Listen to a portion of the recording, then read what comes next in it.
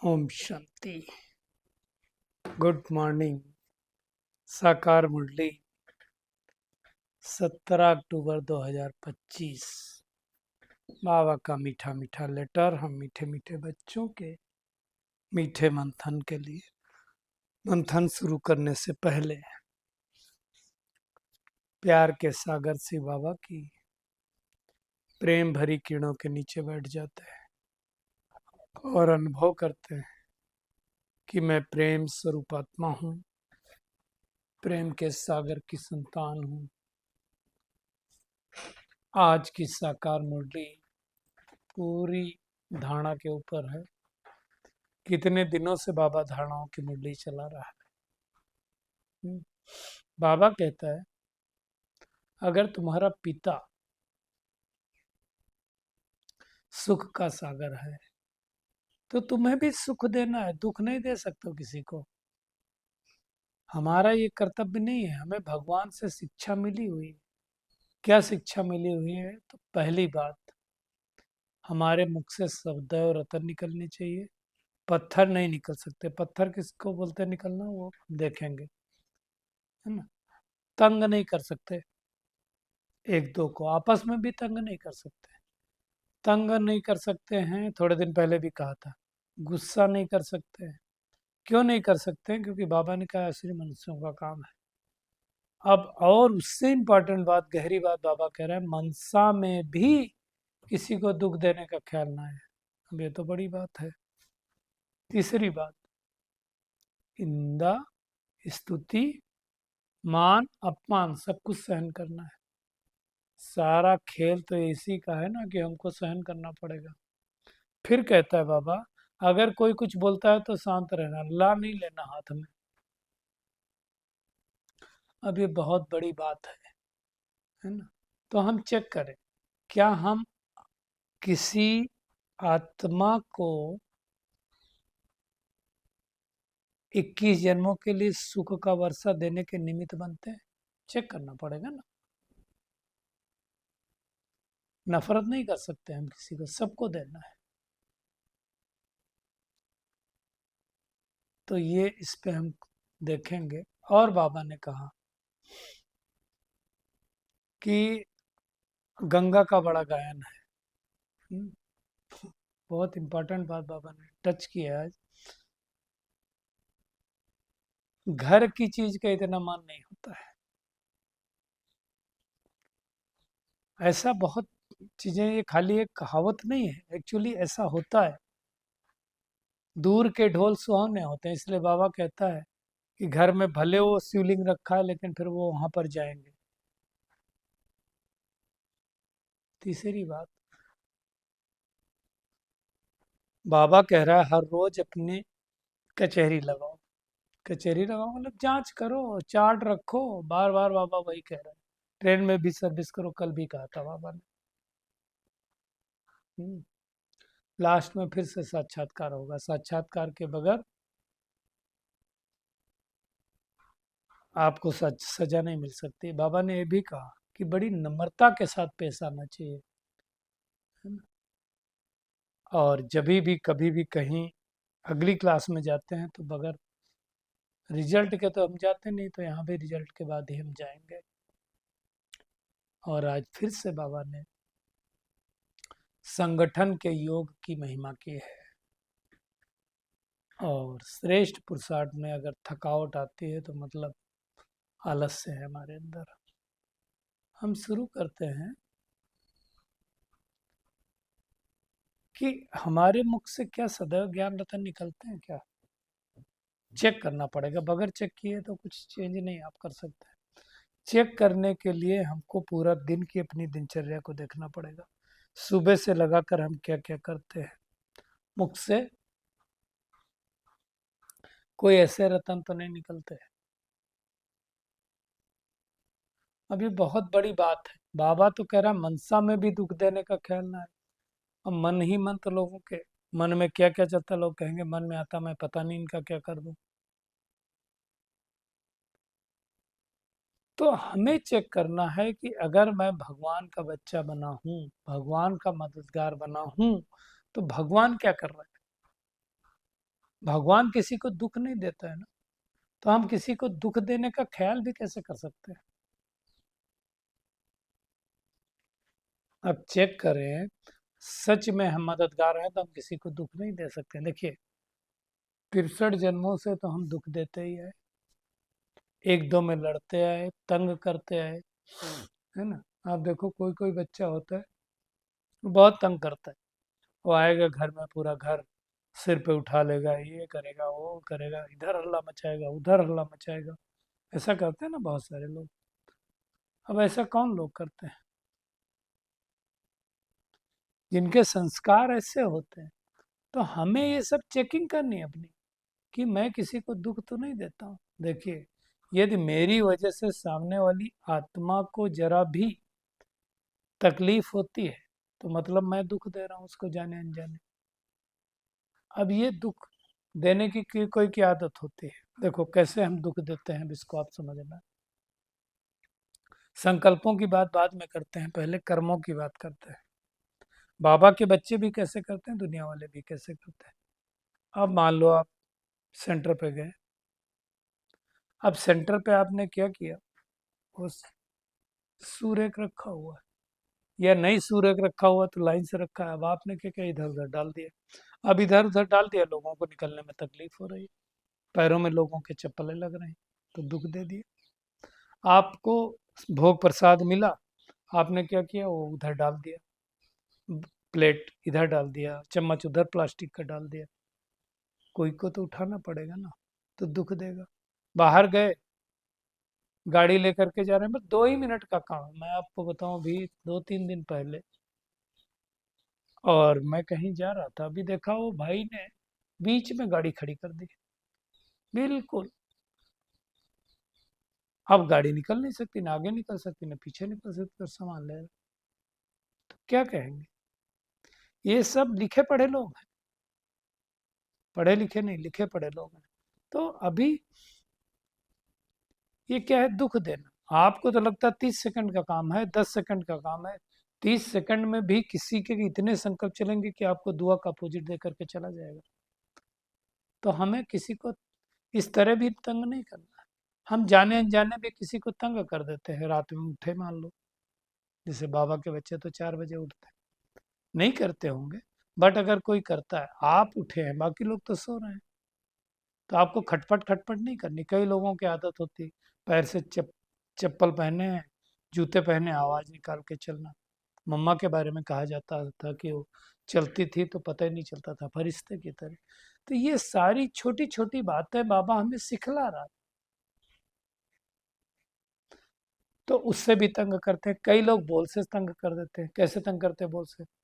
तुम नहीं सुधरने वाले हो, जैसा उस दिन वरदान में कहा था ना कल। तो किसी के बारे में संकल्प करना, तुम सुधरने वाले नहीं हो, तुम तो ठीक ही नहीं हो, तुम्हारे तो पहले से ऐसे संस्कार है, तुम सुधरे कहाँ हो? तो ये जब आप किसी को कटु वचन भेजते हैं, तो ये भी दुख देना हो। फिर क्या कर देते हैं, गुस्सा। बाबा कहता है गुस्सा नहीं करना, हम कहते हैं गुस्सा तो बगैर काम ही नहीं चलेगा। कई लोगों का बिलीफ सिस्टम ही ये होता है कि बगैर गुस्से के तो कोई सुनता नहीं है। ये बात सच है कि गुस्से से लोग जल्दी काम करते हैं, लेकिन गुस्से से एनर्जी भी तो डिप्लीट होती है। जो करता है उसकी भी होती है, और जो सुनता है उसकी भी होती है, दोनों की होती है। करने वाले की ज्यादा होती है, सुनने वाले की थोड़ी कम होती है। बाबा कहता है कि आसुरी मनुष्यों का काम है, बनना हमें देवता है, तो हम फिर असुरी कर्म कैसे कर सकते हैं? देवता बनने वाली आत्माएं आसुरी कर्म नहीं कर सकती। तो हमें चेक करना है। बाबा कहता अपनी दिल से पूछो कि हम 21 जन्मों के लिए सुख देते हैं, प्यार करते हैं एक दूसरे से, प्रीत बुद्धि है, विपरीत बुद्धि नहीं रह सकते। हम ईश्वरीय संप्रदाय के हैं, तो एक दो को दुख देते हैं। मतलब अगर हमारे विचार भी टैली नहीं हो रहे, एक दो से नहीं टैली हो रहे, मतलब हम टैली करने की कोशिश नहीं कर रहे, तो भी दुख ही दे रहे हैं ना। तो दुख हरता सुख करता के बच्चे दुख कैसे दे सकते हैं? 63 जन्मों से तो दुख ही देते हैं। खूब लड़ते झगड़ते, कितने लोग लड़ते झगड़ते रहते। अब भगवान का बच्चा होकर के अगर कोई लड़े झगड़े, कई लोग मैंने देखा हो सफेद ड्रेस भी पहने होंगे, बैच भी पहने होंगे, परिवर्तन किया बाहरी, आंतरिक परिवर्तन कहाँ किया आपने? और अगर आंतरिक परिवर्तन नहीं हुआ तो बाहरी परिवर्तन का मतलब क्या है? और वो बैच लगाने के बाद अगर आपने कुछ ऐसा वैसा कर्म किया, लोगों की नज़र तो जाती है, तो बाबा का नाम बदनाम होता है ना फिर। तो हमें वो नहीं करना। फिर बाबा कहता है कि अपने हाथ में ला नहीं उठाना। अच्छा, गवर्नमेंट भी तो यही कहती है, अगर कोई गलती करता है तो आपको ला नहीं उठाना। बाबा के घर में क्या होता है, कई बार लोगों के संकल्प चलते हैं, निमित्त लोगों के लिए भी खूब चलते हैं कि ये निमित्त होकर के ऐसा करते हैं तो बाकी लोग क्या करेंगे। एक भाई ने हमको फ़ोन किया, नोएडा से या दिल्ली से कहीं से किया, तब मैं बड़ौदा में था, और बोला कि कुछ कुछ फेसबुक पे देखा होगा, मैं मंथन वगैरह डालता था, तो बोला मुझे आपसे बात करनी है। उस पे लिखा शायद, ये मैसेज किया। हमने कहा फ़ोन कर सकते हो। फ़ोन किया उसने, तो फ़ोन करके बोला कि मुझे निमित्त आत्माओं के बारे में कुछ बोलना है। तो हमने कहा मुझसे बोल के क्या करोगे, मैं तो यहाँ रहता हूँ, मैं क्या कर सकता हूँ। बोला नहीं, यहाँ जो बहन है वो बहुत गलत कर रही है, मुझे उनकी कंप्लेन करनी करनी। तो मैं, मेरे से कंप्लेन करके क्या होगा, आप एक काम करो, बाबा को बता करके हल्के हो जाओ, मेरे को भी बताने की जरूरत नहीं। बोले बाबा को तो बता दिए, बाबा कुछ करते ही नहीं। अब बाबा को तुमने बता दिया, बात खत्म तुम्हारी, तुम्हारा चैप्टर क्लोज, तुम्हारा काम नहीं है वो किसी को ठीक करना। भगवान आया ना ठीक करने के लिए, वो बैठा हो देखेगा। तुमको क्या मालूम तुम कौन सा एंगल से देख रहे हो। इसलिए एक तो हमें किसी की कमी कमजोरी देखना नहीं, और देखना तो हमें ला क्यों आपस में उठाना। बाबा वही कह रहा है। दुनिया में भी कहते हैं कोई प्रॉब्लम है तो गवर्नमेंट के पास जाओ। बाबा ने कहा अपना घर पर बैठ के रोज कचहरी करो। कचहरी करो मतलब जैसे मम्मा करती थी, बाबा करते थे, अपनी कर्मेंद्रियों की कचहरी लगाओ। हे मन, तूने गलत संकल्प तो नहीं किया, हे बुद्धि, गलत चित्र तो नहीं दिखाया, गलत तो नहीं सोचा, वो देखना है ना। मतलब पता चले ना। और उसके लिए बाबा कहता है अपना चार्ट रखो। अब चार्ट रखने में भी कई लोगों को बहुत तकलीफ होती है। चार्ट रखने से बाबा कहता है रजिस्टर सुधरता जाता है, पता चलेगा।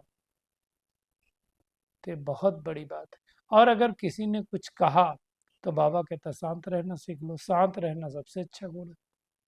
निंदा, स्तुति, मान, अपमान, ठंडी, गर्मी, सब सहन करना। फिर कई लोग कहते हैं हम कितना सहन करें, बहुत मुश्किल है सहन करना, तो सुनाते रहते कुछ ना कुछ, है ना। कभी सुनाया होगा तो सुनाएगा। तो कुल मिला करके हमें संकल्प नहीं चलाना। ज्यादा संकल्प चलाएंगे तो ज्यादा तकलीफ होने वाली है। ये भी नहीं कहना कि ये तो सुधरता ही नहीं है ना। एक्चुअली हम जब ड्रामा में हर एक के पार्ट को साक्षी होकर के देखते हैं, जैसे एक मुरली चलाई थी, उसमें का एक पार्ट था जो अभी मेरे पास था, अभी देखता हूँ मैं। तो उसमें जो है था, मीठे बच्चे तुम्हें कभी किसी की निंदा नहीं करनी है। मान, अपमान, स्तुति, निंदा में सब में एक समान रहना है। क्योंकि हर आत्मा का इस ड्रामा में अपना अपना पार्ट है, हर आत्मा अपना पार्ट निभा रही है। इसलिए तुम्हें किसी के पार्ट को देख करके विचलित नहीं होना है। अब ये बड़ी बात है, ये हर कोई नहीं कर सकता है। ये कर लेंगे अगर हम, तो हमारी स्थिति बहुत अच्छी हो जाएगी। तो हमें देखना है कि क्या है हम कर सकते हैं।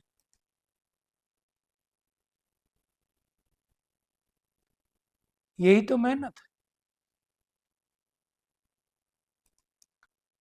तो कुल मिला करके अपने हाथ में कोई नियम, कोई ला नहीं लेना है। आज बाबा दूसरी बात कह रहा है, बहुत बच्चे फालतू में अपना टाइम बर्बाद करते हैं, बहुत वेस्ट करते हैं। कहाँ कहाँ हमारा फालतू टाइम जाता है। सोचो, परिचिंतन में जाता है, परदर्शन में जाता है, परमत पर चलने में जाता है क्या? कई लोग कहते हैं फिर हम वो बहुत सारे उनको सुनते रहते हैं, महात्माओं को सुनते रहते हैं, ठीक है अच्छी बात बताते हैं, लेकिन भगवान की बातें तो नहीं है ना। इसलिए भगवान जो सुना रहा है वो सुनो, आजकल सुनने के लिए तो कोई कमी है नहीं। तो और दूसरी बात बाबा कहता है ज्ञान की बात में ध्यान ही नहीं। घर की चीज का इतना मान नहीं है। भगवान आकर के मुरली सुना रहा है, सामने भगवान बैठा, मैं देखता था। अब व्यक्त बाप दादा मिले में लोग पता नहीं क्या क्या कर रहे हैं। तो मान नहीं होता है। ऐसे भी आप देखो, घर की चीजों की उतनी वैल्यू नहीं होती। आपके घर में कोई बहुत अच्छा बात करता हो, लोग उसकी वैल्यू नहीं करेंगे, लोग दूसरे की सलाह मानेंगे। क्यों होता है पता नहीं। ये मुझे लगता है शायद इसलिए होता होगा कि अंदर से कोई न कोई कहीं न कहीं मन में उनके प्रति कुछ न कुछ भरा हुआ है, नेगेटिव। उस नेगेटिविटी को तो खाली नहीं करेंगे तब तक होगा नहीं ना। इसीलिए बाबा ने कहा गायन है घर की गंगा का मान नहीं रखते, घर की चीज का इतना मान नहीं, फिर दूर दूर जाते रहते हैं। घर में बाबा ने कहा शिव का मंदिर है, तो वहां क्यों जाते हो? वहां भी तो क्या है, पहाड़ों से पत्थर निकला, घिस घिस के लिंग बन गया। तो ये सब समझना है। बाबा तो कह रहा है भक्ति मार्ग वालों को कहो तुम बाहर में इतना क्यों भटकते हो। कह नहीं सकते, कहना भी नहीं, तो बिगड़ जाएंगे। हम्म, कितना लोग परिक्रमा करते हैं, कितनी मेहनत करते हैं। बाबा देखो क्या कहता है, तो बच्चों ने बहुत पैसे बर्बाद किए, लेकिन ये भी ड्रामा में नूंद है तो धक्का खाना पड़ता है। बेसिकली ये ज्ञान और भक्ति का खेल ही है। भक्ति हमें किसी की छुड़ानी नहीं है, लेकिन सच्चाई बताना है, क्योंकि ज्ञान से सुख का रास्ता मिलता है। ज्ञान से ही सत्युग की बादशाही मिलती है। ज्ञान से ही हम यथा राजा रानी प्रजा बनते हैं। पुरुषार्थ करना है तो राजा बनने का करो ना। बाकी थोड़ा भी सुना है तो बाबा तो कहता है स्वर्ग में आएंगे। दुनिया वाले फिर सोचते हैं गंगा जल की एक लोटी मुख में डालेंगे तो पति से पौन बन जाएंगे। लोटी भी भर के लाते हैं। आजकल तो बिजनेस हो गया, गंगा जल पैक कर कर करके भेजते रहते हैं। एक एक बूंद मिला करके स्नान करते हैं, गंगा स्नान हो गया। आजकल तो एक्सपोर्ट भी हो रहा है। तो ये सब समझना है। हमें अपने आप अपने को राज तिलक देना है। बाबा देखो कह रहा है अपनी जांच करनी, जो करेगा सो पाएगा। बेहद का भगवान इस सृष्टि पर आया है, नई सृष्टि की स्थापना कर रहा है, तो हमें मददगार बनना है। और साथ साथ हमें बहुत नम्र बनना है। नम्र बनेंगे तो बहुत सारे नम्रता पूर्वक काम हो जाते हैं। बहुत मीठा मीठा मीठा बोलने से बहुत सारे काम हमारे बच जाते हैं। तो हमें देखना, खुद ही खुद को ही राज तिलक देना है ना। सर्विस भी बाबा ने कहा कहीं भी कर सकते हो, ट्रेन में भी कर सकते हो। करने की इच्छा होनी चाहिए। जब करेंगे तो पाएंगे। देखो पहले बाबा ने कहा कि ध्यान में जाती थी तो आकर के बताती थी फलानी दासी है, फिर बाबा ने बंद कर दिया कि कोई को अगर यहाँ जाके देखे दासी है और यहाँ के बताए तो फिर गड़बड़ हो जाएगा ना। तो बाबा ने वो सब बंद कर दिया। बाबा कहता तुम माया जीते जगत जीत बनो, मगर माया को जीते जगत जीत नहीं बन सकते। तो अच्छी तरह से सबको समझाना। बैच भी हमारा लगा होना चाहिए, लेकिन बैच की मर्यादा रखनी है ना। बैच लगा करके हम किसी को दुख नहीं दे सकते। तो हमें देखना, देखो कर्मातीत अवस्था तो लास्ट में बनेगी। अभी बन जाए तो हम शरीर छोड़ देंगे, इसलिए अभी नहीं बनेगी, बाद में बनेगी। तो वो बनने के लिए हमें मेहनत करनी है। सारा मदार हमारी अवस्था पर है। लास्ट में तो सब कुछ होने वाला है। तो हमें बहुत ध्यान देना है, बहुत मीठा बनना है ना। साथ साथ वो सब करने के लिए हमें संग का भी बहुत ख्याल रखना। अगर साथ अच्छा नहीं होगा, कहते हैं ना संग तारे और कुसंग बोरे, तो संग बहुत अच्छा होना चाहिए। देखिए किससे हम सुनते हैं, किसकी सुनते हैं, किसके संग उठते बैठते हैं, उसका प्रभाव पड़ता है ना। अच्छे लोगों का संग करना चाहिए, कभी कभी अच्छे लोगों से बात भी करनी चाहिए। आज के वरदान पे आते हैं।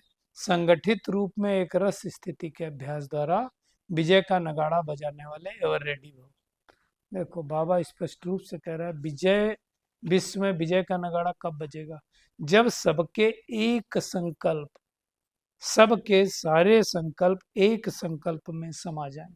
बाबा ने एक मुरली में कहा था कि जब सब एक साथ कहेंगे परिवर्तन परिवर्तन परिवर्तन, तो सृष्टि का परिवर्तन हो जाएगा। और इसके लिए बाबा कह रहा है, संगठित रूप से, हाँ, 1 सेकंड में एक रस स्थिति में स्थित हो जाओ, तब कहेंगे एवर रेडी। वो हैं हम कि नहीं? 1 सेकंड में एक मत, एक रस स्थिति और एक संकल्प में स्थिति होने की निशानी दुनिया में अंगुली दिखाई है, जिस अंगुली से कहते हैं श्री कृष्ण ने गोवर्धन पहाड़ उठाया। एक्चुअली करलुगी पर्वत को उठाना है। तो संगठित रूप से हम योग करके विश्व के अंदर शिव शक्ति पांडव सेना का नाम वाला कर सकते हैं। तो बहुत इम्पोर्टेंट है कि हमारा संगठित रूप से योग होना चाहिए, उसकी ही हम सबको मेहनत करनी है। श्रेष्ठ पुरुषार्थ में अगर थकावट आती है तो ये भी आलस्य की निशानी है। कई लोगों को पुरुषार्थ करने में थकावट आती है। कई लोग बोलते हैं अरे वही रोज का काम, रोज अमृत वेला करो, रोज मुरली सुनो, रोज नुमा शाम करो। बाबा तो वही वही बातें सुनाता है। जिस दिन आपको ये लगने लगे बाबा वही वही बातें सुनाता है, समझ लेना आपका पतन चालू हो गया है। वही नहीं सुनाता है, हमको समझ में नहीं आता है ना। बाबा अलग अलग रीत से चीजों को समझाता है ताकि हमारे अंदर बैठ जाए। बाबा मनोविज्ञान भी समझाता है, न्यूरो साइंस भी बताता है, सब कुछ बाबा बताता है। और अपनी आत्मिक दृष्टि से अपने संकल्पों को सिद्ध कर सकते हो। वो दुनिया वाली रिद्धि सिद्धि है, लेकिन ये वाली कर्मों की सिद्धि है और ये भी अविनाशी है ना। तो हमें याद की विधि द्वारा संकल्पों और कर्मों की सिद्धि करनी है। तो आज की पूरी मुरली का टेक होम एक ही है, हमें चाल चलन अपनी दैवी बनानी। कोई भी माया के बसीभूत होकर के आसुरी कर्म नहीं करना, अपना रजिस्टर देखना है, चार्ट रखना है। ऐसा कोई कर्म नहीं करना कि बाद में पछताना पड़े, क्योंकि साक्षात्कार तो होने वाला। हर एक के साथ बहुत प्यार और नम्रता से बात करनी है, नम्रता से सेवा करनी है, बहुत मीठा बनना है, मुख से आसुरी बोल नहीं निकालने हैं, संग की बहुत बहुत संभाल करनी, श्रीमत पर चलते रहना। कम बोलो, धीमा बोलो, मीठा बोलो, सबसे अच्छा। और संगठित रूप से एक रस स्थिति बनाने का पुरुषार्थ करना है। अच्छा, शुक्रिया मीठे प्यारे बाप दादा, शुक्रिया आप सभी का इस मीठे मंथन के लिए। अच्छा, ओम शांति।